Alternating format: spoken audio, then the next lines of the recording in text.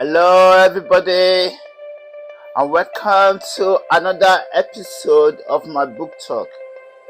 My name is Femi Martin, and I'm the author of Jesus the Egyptian. This is the book we are reading and discussing, Jesus the Egyptian. It narrates the story about our Lord Jesus Christ when he was a baby in Egypt. The story starts from where the Bible stopped, which is where the angel told the Holy Family, Mary, Joseph and Mary, to take baby Jesus and leave for Egypt because Herod said to kill the baby. We've been reading the story so far because it starts from where they entered into Egypt and stopped from where they left Egypt. That is after the death of King Herod. So far, we've reached chapter 12 in the story. And we've learned about how they entered into Egypt and what they did, how to find accommodation and how they survived.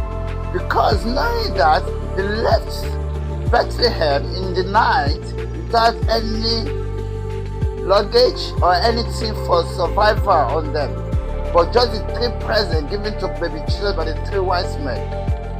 And they left for Egypt in the night, so they couldn't carry any luggage with them because it was not meant to. It wasn't a planned journey. It wasn't a planned journey.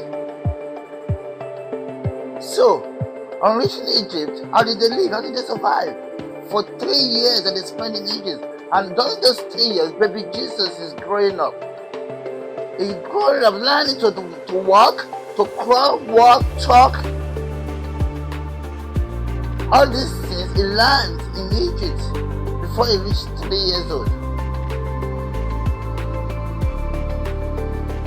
So, we continue from where we left on the last episode. If you want to catch up on my previous episode, subscribe to my channel and you can catch up. You can see all the episodes and follow through to the present episode. We continue from where we stopped on the last episode, which is chapter 12. And the chapter title for today is In Babylon, Old Cairo, chapter 12. Leaving Mataria and Aisham behind, they travel on for hours, walking over hills and along mountain paths. Good thing is the evening and the night soon comes on them. Traveling through the night is a problem, especially with a toddler.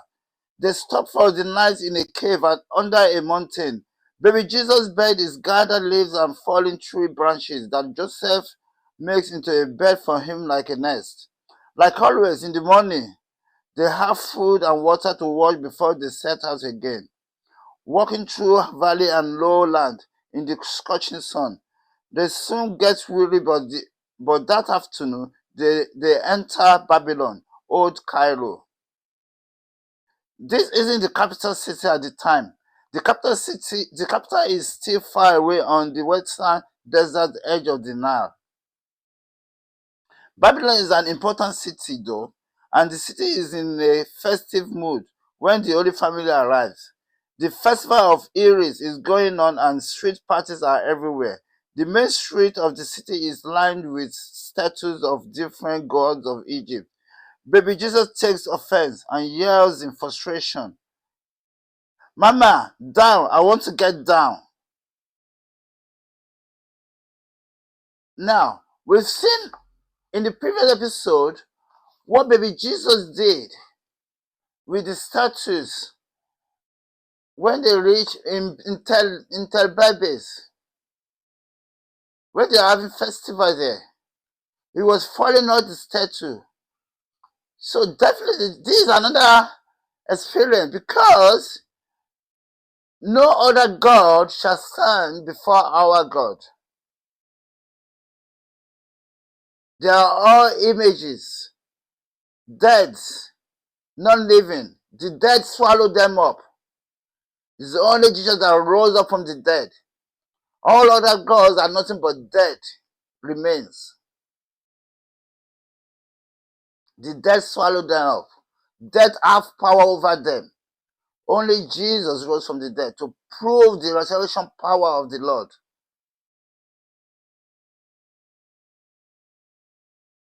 So, baby Jesus take offense seeing statues that people are worshiping. He's seeing the statue that people are worshiping. He takes offense that being the son of the living God, the creator of the earth and heaven, who made man, how could man then go forth and be worshiping a statue that is made by their own hand?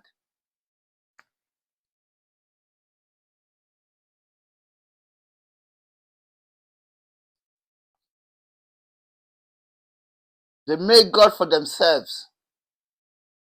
Mama, down. I want to get down. He said, there's too many people around. You can't walk here. Baby Jesus is not having it. His eyes are and he struggles with her until she feels it's rather impossible to carry him. Mary looks at her son and she can see the look on his face. It frightens her because she's seen that look of anger on his face before. She sets him down and holds his hand and they continue to walk. But with every step baby Jesus takes, an idol or statue falls to the ground in ruin. This keeps happening as they walk along, and people start to notice. Curiously, they watch the little toddler walking and then see their statue fall and crash to the ground. He doesn't turn to look at the statue but walks straight ahead. Mary and Joseph follow him. Joseph knows that this is trouble. Mary and Joseph walk on either side of baby Jesus with Joseph carrying their luggage. Soon people approach them and stop them in their track. Baby Jesus wants to walk on, but Mary grabs him to stop him. Isa, these people want to talk to us because they are angry, Mary says. Baby Jesus looks at the people around them and looks at his mother, then says, God is angry with them. Is that why they are hungry? No, Isa, it's because of their idols. That's why Father is hungry. You see, it's the conversation baby Jesus is having with his mother there, with the people standing there watching him, talking. It points out that God is angry with them. Just because he can feel it in him, the anger of God in him. And that's what makes him angry as well. Because he feels the anger of God in him. And he goes angry. And he's telling them that God is angry with them. And Mary,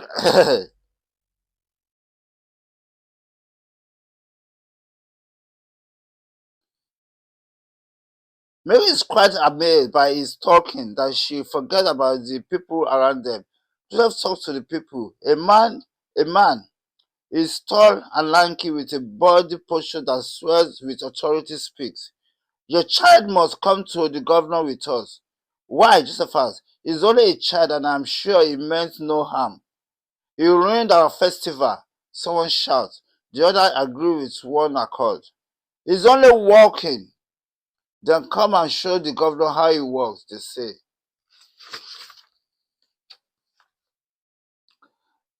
They push them towards the road, and when baby Jesus starts walking, they see the rest of their standing idols crash down.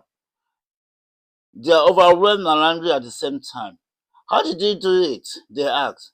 Who's your son? What is his name? Some other asks. Mary quickly grabs hold of Joseph's hand, nudging him not to tell them. He understands her fear and says nothing to them until they reach a large temple and they are pushed inside. Of course, the place is filled with statues decorated in different colors of flowers. Baby Jesus steps in, and the statues fall one by one with every step he takes. This doesn't amuse him. His face looks furious, which worries Mary. She thinks that she's got a real troublemaker here. If he's doing this at just 18 months, what will he do when he becomes a teenager? Joseph, on the other hand, is praying softly to God. He knows the trouble they are in and knows they will need a miracle to get out of this. The crowd of people follows them into the temple and only stop when the Holy Family stops. They are standing in front of the governor and top officials of the city. Mary and Joseph are aware of the trouble they are in, but baby Jesus just wants to continue walking because he can see more statues still standing. Mary picks him up and he speaks. Because of his hunger, baby Jesus is not stop. He didn't stop walking. He wants to continue until he sees all these statues standing on their ground. You want to see them all standing on their ground. When the living God is walking, all other gods must bow. That's what it means.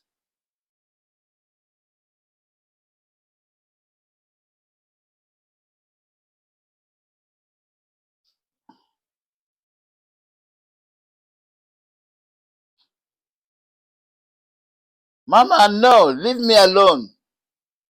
Leave the kid alone, says a man standing up from the chair where the governors are sitting. He walks towards them. Leave the child alone and let's see what he wants. Mary puts baby Jesus down and he walks down away from her. With every step he takes, a statue falls until only one statue remains behind the governor's seat. The governors are furious and yell at the top of their voice. Who is this kid? Where is he from? Seize them now and stop that child from walking. Yes, he shouldn't walk again. The people agree. Mary runs to her son and picks him up into her arms. Sir, you've made these men angry, she said. They're going to arrest us. The man standing in front of them is the foreign affairs minister to Egypt. He then says, don't worry, they can't touch you since you are not Egyptian. I will stand for you and they can send you back to Judea. Even I will come with you. Mary and Joseph think fast. How did you know we are from Judea? Joseph says, what's your name? I'm Goodwin, the foreign minister of Judea to Egypt, he says. Have you thought of bringing this child up in his hometown? It's my job to know all my citizens. Here, we can see here now that the Holy Family is meeting up with the top people of the city. And a foreign affairs minister of Judea to Egypt. We've read in the previous chapter how Herod elect Godwin Osao to be his foreign affairs minister to Egypt after he killed the first one because he did not fulfill the mission. Now, and Godwin Osao now is the new foreign affairs minister. And this is his first meeting with the Holy Family. They happen to meet in Babylon and during the festival. And his first meeting is that he witnessed a miracle being done by the Holy Child himself. So he has no doubt that he is God, the person he wants.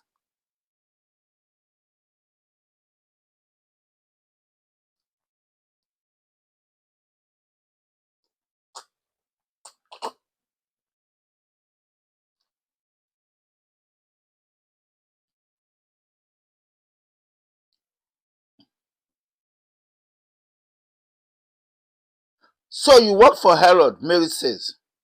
I'm just doing you a favor, Godwin says. You can take it or deal with these people yourself. You see? It's not really saying that it doesn't work for Herod. And Mary and Joseph has worked that out as well. Joseph realized the trouble they are in. He knows that Godwin is not just Herod's man. He is here to take them to Herod himself, where they will put baby Jesus to death.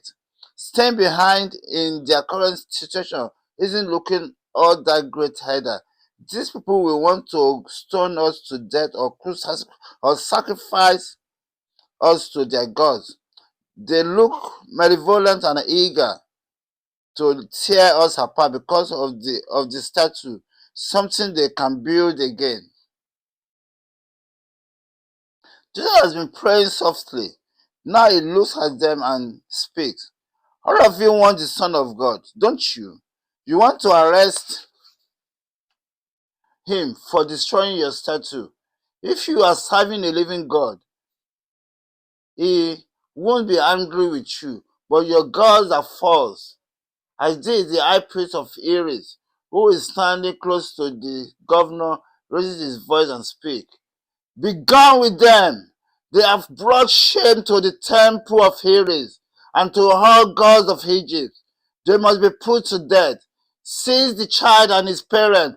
Guards, he calls. The crowd rushes towards them. Mary, holding baby Jesus, look at him and say, Isa, we are in trouble. What can you do to help? Take take the child, says the priest. Do you want my help now? Godwin says. So Godwin is still standing there, listening to this and watching this. Now, he's offering them his help. It's like they either take his help or they will be arrested by these Egyptians. So he's thinking that they will take his help. And let's read further. Do you want my help now? Godwin says. Joseph and Mary say nothing. Nevertheless, Godwin turns to the governor. High priest, governor, and the people of Babylon. Godwin says, I am Godwin, the foreign affairs minister of Judea. These people are foreigners and strangers among you. They do not know your custom and ways. If you hand them over to me now, I shall see to it that they are returned to Judea and removed from Egypt. Are you strangers in Egypt? The governor asked. God was standing up for them, even though they did not ask him to do it. They didn't ask him for his help. They were still standing there thinking of what to do, what God is going to do. Because Mary is asking baby Jesus that what can he do?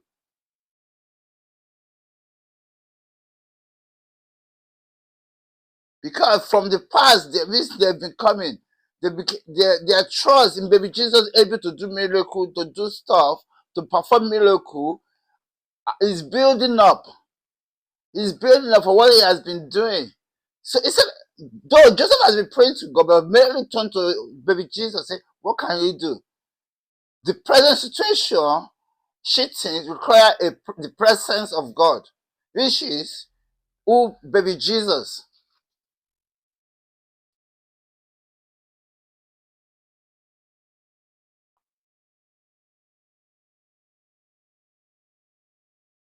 So God will still go ahead and talk to the governor on their behalf.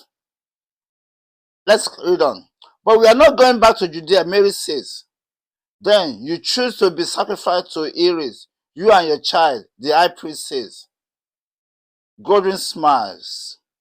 I hope you get what you want, because Herod is getting what he wants either way. Oh, you cruel man, Mary says.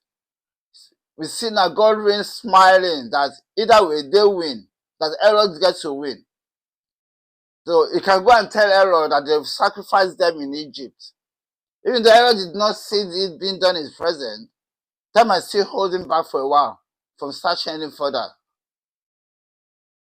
If God tells that they've killed them, sacrificed them to Iris in Egypt.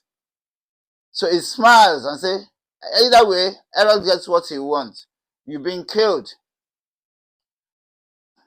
Arrest them, guard, the governor and the high priest says. The guard approached the Holy Family, but before they can touch them, a massive lightning bolt rips through the building and finds the high priest. The high priest is thrown against the last standing statue and it falls on him, crushing him to death. All the people are in their way. They look with awful gazes, seeming stupefied. They are afraid to touch the Holy Family. Even the guards are looking bewildered, and terror seizes them all as they stare at the high priest. It's like the lightning flash temporarily renders them blind. You see what happened there. The hand of God reaching down to the earth with a lightning bolt, and he knows who to take away among them. He knows who to take away among them to shut them up, to stop them, to put terror and fear into them. He just need a single man among them, and that put terror and fear into them.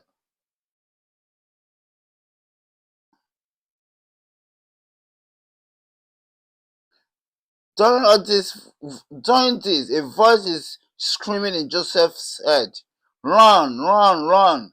The voice keeps saying, while everyone is still looking terrified. He grabs baby Jesus from Mary, holds on to her and her hand and runs out of the temple. The people don't see anything.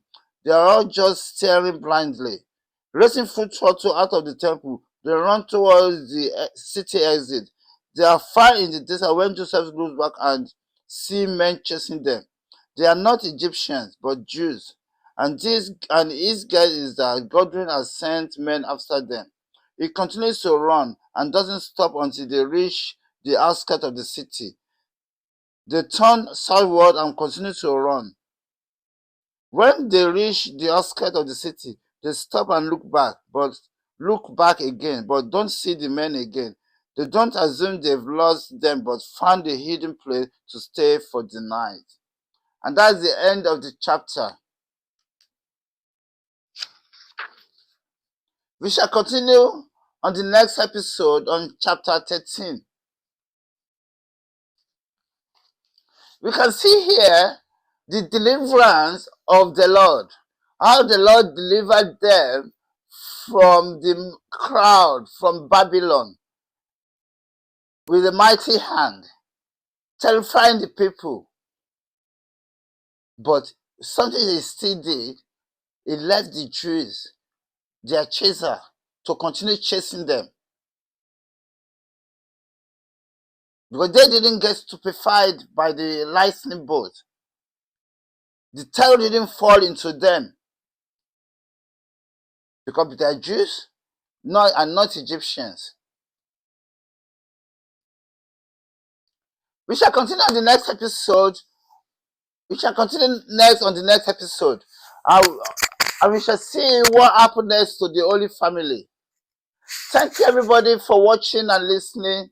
And join me on the next episode at another time. And then goodbye.